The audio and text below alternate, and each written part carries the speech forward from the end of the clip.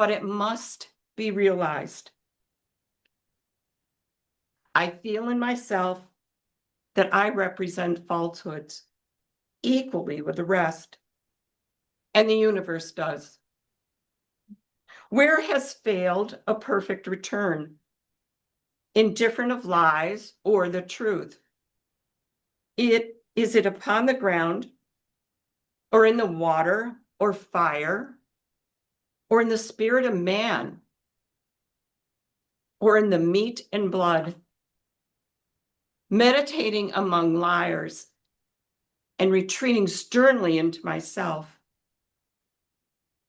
I see that there are really no liars or lies after all, and nothing fails its perfect return.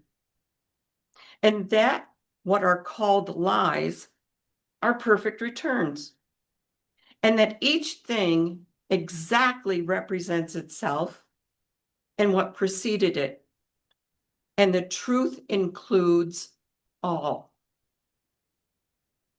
and is compact just as much as space is compact, and there is no flaw or vacuum in the amount of the truth, but that all is truth without exception. And henceforth, I will go celebrate anything I see or am, and sing and laugh, and deny nothing. The Greek word for truth is aletheia, refers to divine revelation, related to the word that means what can't be hidden. The word conveys the thought that truth is always there. It is always open and available for all to see. In other words, nothing is hidden or obscured. While the Hebrew word for truth, emeth, means firmness, consistency, and duration. This definition implies an everlasting substance, something that can be relied upon. From a philosophical perspective, there are three ways to define truth. Truth is that which corresponds to reality. Truth is what matches an object. And truth is simply telling it like it is. Sometimes when trying to define something, it's helpful to think about what it is not. Truth is not simply whatever works. That is pragmatism. In other words, the ends versus the means approach. Sometimes lies can appear to work, yet they're still lies. They're not the truth. Truth is not simply what is coherent and understandable. Let's say a group of people get together and form a conspiracy based on falsehoods, and they all agree to the same false story. That doesn't make their presentation true. Truth is not what makes people feel good. We all know that bad news can be true. Truth is not how we know. Truth is what we know. And truth is not simply what we believe. A lie believed is still a lie. Truth corresponds to reality or what is. It is real. Truth also matches its object. Truth is simply telling it like it is. It is the way things really are. And any other viewpoint is wrong. Being able to discern between truth and error is a foundational principle of philosophy. Okay, I've already stated there's three ways to define truth, and there are three classifications of truth. So if you were to ask someone, what is truth, they might very well respond with, what kind of truth? These three classifications of truth are objective, subjective, and social or political truth.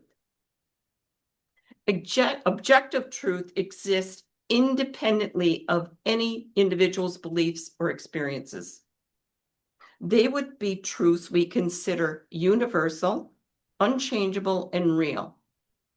Truths that are separate from our human experience and perspective. Gravity would be such a truth. Subjective truth can be known as personal truth. This is a person's personal perception, experience, or belief in something. It could be a food preference or a spiritual belief. This truth is unique to a person and may not be true for someone else. Social or political truth is defined by a community, society, or political body. This happens through consensus or established norms. The United States Constitution provides for freedom of speech. This is a shared understanding within a collective group. The truth will set you free. This phrase has been adopted by universities and public figures as a motto. It represents the idea that knowledge and truth are liberating forces for both an individual and society. The quote is from the Bible, specifically John 8:32, where Jesus says, "Then you will know the truth, and the truth will set you free." In this biblical context, the freedom refers to liberation from spiritual slavery of sin through knowing and abiding in Christ's teachings. Psychologists might view this phrase as a call to be honest with oneself, and in so doing, free oneself from the burden of guilt. The Bible reveals truth as a moral concept of God's character. He is the God of truth.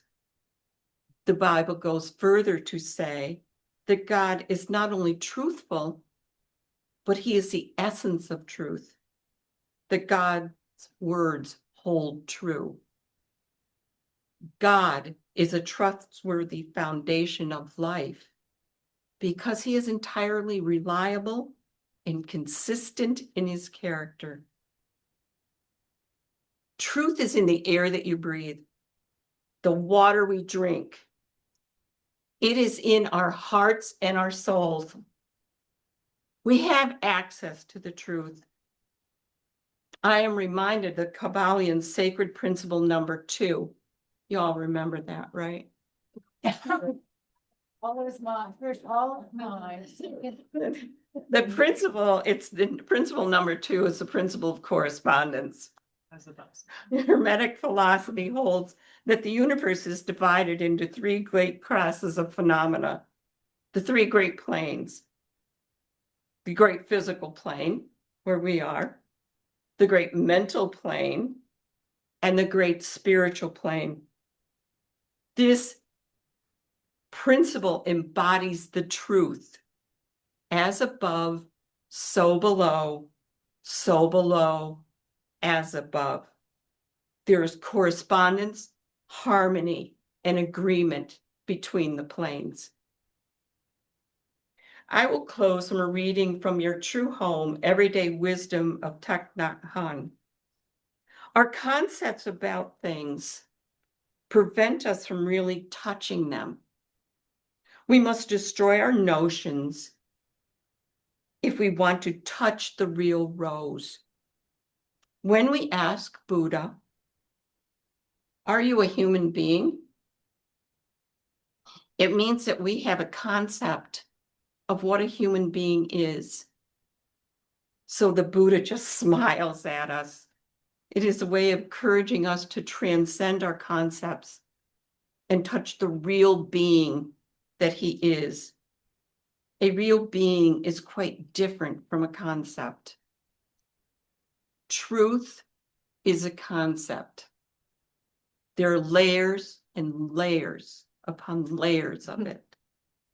Don't explore what is true and what is not true. Explore what is truth. Thank you for joining us today. You can continue service on our website, www.isdoneonta.org. And thank you for joining us today. Thank you, JoAnn. Well done. Yeah, well done. And as the notes from the gong of truth that was struck by her homily continue to reverberate throughout that moment, in anticipation of it, another song presented itself to me this morning. No, not, no. No, it's like this song, I was telling Diane and Tom, and I won't put you all through it, but